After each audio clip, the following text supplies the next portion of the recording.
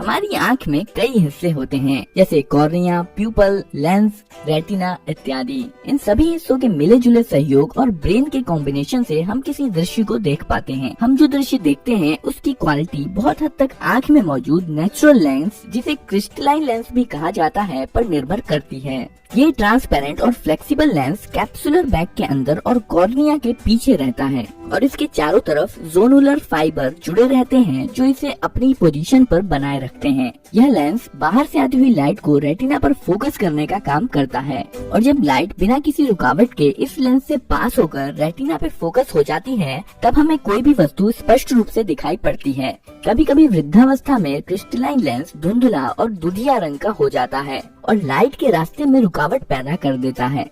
इस स्थिति को कैटरैक्ट यानी कि मोतियाबिंद कहते हैं। मोतियाबिंद में आदमी को आंशिक या पूरी तरह से दिखना बंद हो सकता है।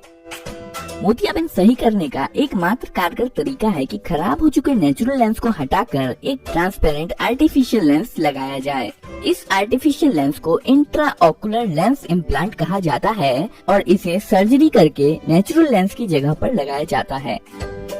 कैटरैक्ट सर्जरी दुनिया की सबसे सुरक्षित और सबसे ज्यादा की जाने वाली सर्जरीज में से एक है।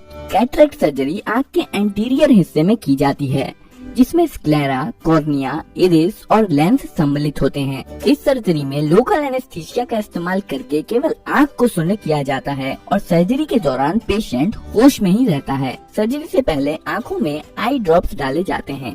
सबसे पहले सर्जन स्क्लेरा और कॉर्निया के जंक्शन पे मेन इंसिशन लगाता है। बाद में इसी इंसिशन से आर्टिफिशियल लेंस को अंदर डाला जाएगा। इसके बाद छोटे 1 या 2 कट और लगाए जाते हैं, जिसके माध्यम से कुछ और सर्जिकल इंस्ट्रूमेंट्स अंदर डाले जाते हैं। इसके बाद सर्जन ट्रांसपेरेंट पदार्थ, जिसे ऑप्थेल्मिक विस्को सर्जिकल डिवाइस कहा जाता है, आँख के एंटीरियर चैम्बर में डाल देता है। ये पदार्थ आँख के अंदरूनी ढांचों को बचाता है और खाली जगह बनाता है, जहाँ सर्जन सर्जिकल टूल्स का इस्तेमाल करके ऑपरेशन कर सके। इसके बाद सर्जन सावधानी से कैप्सुलर बैग को खोलता है, जिसके अंदर लेंस रखा होता है। कैप्सुलर बैग को खोलने के लिए सर्जन लगभग आधा सेंटीमीटर का गोलाकार छेद बनाता है और लेंस तक पहुंचने का रास्ता बना देता है। इस ओपनिंग की मदद से कैप्सुलर बैग को बिना निकाले खराब हो चुके नेचुरल लेंस को बाहर निकाला जा सकता है। इसके बाद अल्ट्रासाउंड प्रोब का इस्तेमाल करके धुंधले हो चुके लेंस को छोटे छोटे टुकड़ों में तोड़कर सक्शन के द्वारा बाहर निकाल लिया जाता है, जबकि कैप्सुलर बैग वहीं रहता है। अल्ट्रासाउंड प्रोब की टिप टाइटेनियम या स्टील से बनी होती है और यह अल्ट्रासोनिक फ्रीक्वेंसी पर वाइब्रेट होती है, जिसके कारण लेंस छोटे छोटे टुकड़ों में टूट जाता है। मोतियाबिंद वाले लेंस के निकल जाने के बाद आँख लाल रंग की दिखाई देने लगती है। ये लाल रंग आँख की रेटिना का रिफ्लेक्शन है।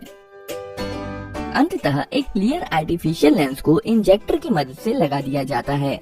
ये आर्टिफिशियल लेंस धीरे से कैप्सुलर बैग के अंदर खुल जाता है और नेचुरल लेंस की जगह ले लेता है। आर्टिफिशियल लेंस आँख के बीच में फिक्स रहता है और ना ही यह महसूस होता है और ना ही दिखाई देता है। सर्जरी के दौरान जो आँख में इंसिशन लगाए जाते हैं वो अपने आप ही बंद हो जाते हैं। ये इंट्राओकुलर लेंसेज कई प्रकार के होते हैं और अपने प्रकार के अनुसार पेशेंट को किसी एक दूरी या कई दूरी पर चीजों को स्पष्टता से दिखा सकते हैं। मॉडर्न इंट्राओकुलर लेंसेज जैसे कि ट्राइफोकल लेंसेज दूर, मध्यम और पास के दृश्यों को स्पष्टता से दिखा सकते हैं और काफी चांसेस होते हैं कि पेशेंट को चश्मा लगाने की जरूरत ना